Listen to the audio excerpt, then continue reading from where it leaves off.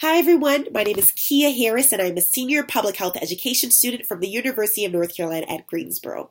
I completed my 400-hour internship at Duke Global Health Innovation Center in the spring of 2019. I would like to get started by giving you some background information on the objectives that I completed while at my internship and how they're associated with my areas of responsibility. My first objective is associated with Area of Responsibility 1, and it basically involved helping with desk research and identifying the various milestones and characteristics associated with multiple global health interventions. My second objective aligned with Area of Responsibility 2. I planned the process of identifying most important interventions by involving key stakeholders such as my internal research team, as well as the Bill and Melinda Gates Foundation team members through monthly conference calls and Skype conversations. We gained knowledge of high-burden countries that are in need of specific interventions, and then we went along to create a list of primary interventions with the help of a variety of quality information online and through various forms of research. My third objective is associated with the Area of Responsibility 7, and this objective basically assesses and prioritizes specific interventions and health topics to advocate for. And we also developed a variety of communication strategies to present this data to practice promotion of health education.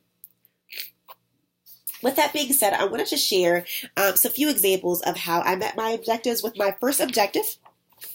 You can see here, if you saw this on a computer screen, this would show a color-coordinated Excel sheet of various interventions, specifically 49, and 10 milestones associated with those interventions. And I coordinated them based on whether or not I was able to find correct dates. If I was not able to find correct dates, I marked them as yellow. And if I cannot access those sources, I marked them as green for us to take notes on for future reference. For my second objective, I wanted to give a visual aid of the high burden countries around the world affected by tuberculosis. And if you see this on the computer screen, it would actually be color coordinated based on the various countries. My third proof of objective number 3. I gave a one-page document overview of gene expert intervention from the proof of concept all the way down to the launch and scale in countries. I also wanted to give another form of representation. So what I did was, if you see this on a computer screen, it would be color coordinated, and it is kind of like a Gantt chart, and it gives a layout from conception all the way up to scale, which took 10 years to launch and scale into various countries such as Kenya.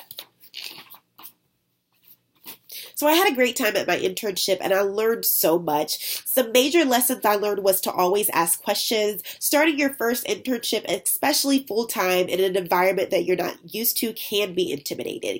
But I encourage you to ask plenty of questions, which will give you more knowledge and really build upon your skills in your future workforce. Keep a calendar. Make sure you keep up to date with all of the important dates and deadlines, and even turn in things early to make sure you get ahead of schedule. Network. It is always important to talk to various people of different demographics and various backgrounds and levels of education. You never know who you're speaking with and who can help you in the future. Also, you will be in contact with different people from different backgrounds who may have different personalities. So take a moment to observe and learn how you work well with them so that you can best communicate.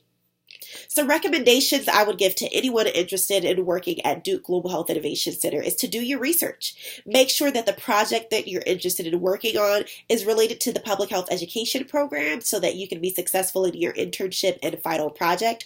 Always keep the final project in mind and make sure that it's the right fit for you. If working in the field of global health is not something that you'll be interested in, this may not be the best fit for you. But if you are interested and you are interested in learning new skills and broadening your horizons, this would be a great opportunity for you to take a look at, interview, let them know your skills, let them know your personality, what you're interested in, and how you look forward to gaining new information.